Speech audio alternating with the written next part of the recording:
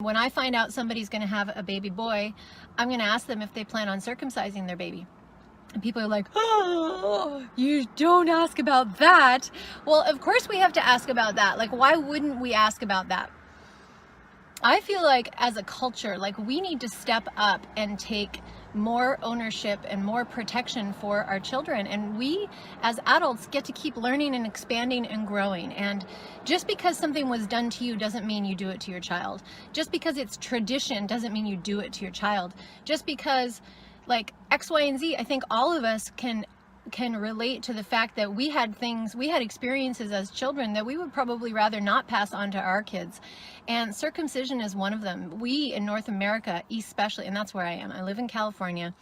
Very few of the kids around me are circumcised. And that's because people are finally getting educated. So circumcision actually cuts off over 20,000 nerve endings in your baby's penis, in their foreskin. 20,000 nerve endings. And I am just such a believer that babies need to be protected.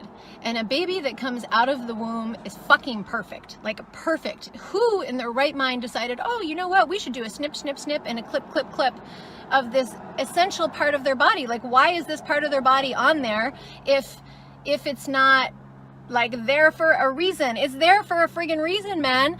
And you know, we had people in our family who said, you should really think about circumcision, you know, X, Y, and Z. And I'm just like, wow, there's so much misinformation out there. And if you have a doctor who tells you to pull back your baby's foreskin and clean, you tell them to go get a friggin' education, because you don't have to do anything to that little penis. You just let that penis be. Let your babies be. They don't need to be cleaned. They don't need to be pulled back. They don't need to be stretched. They don't need to be, and if you have a doctor, you do not let your doctor put their hands on your baby's penis to find out if they're okay or not. Like, there's so much misinformation, and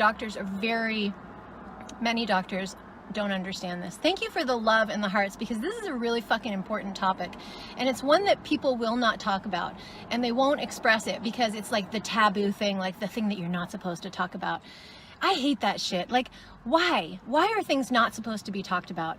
If it's going to benefit our children, and it's going to benefit our family, and it's going to benefit our little boys to be intact and to be as they were born, and it's going to benefit their sex life and the sex life of their future partners. Like, are you kidding me? Like, why would we not want to know about that and understand more? It's really important. Thank you, Catherine. Yes, it's so important. There's nothing right about it. And in my opinion, there is nothing right about taking a tiny little baby and putting them on a cutting board and giving them trauma, because that's what's happening. You're giving them trauma. Let your own boy decide if he wants to cut off his part of his fucking penis or not. I promise you, he's probably not going to want to. He's probably going to like be 10, 14, 16 and go, huh? What are you talking about? Like, why would I ever cut off a part of my penis?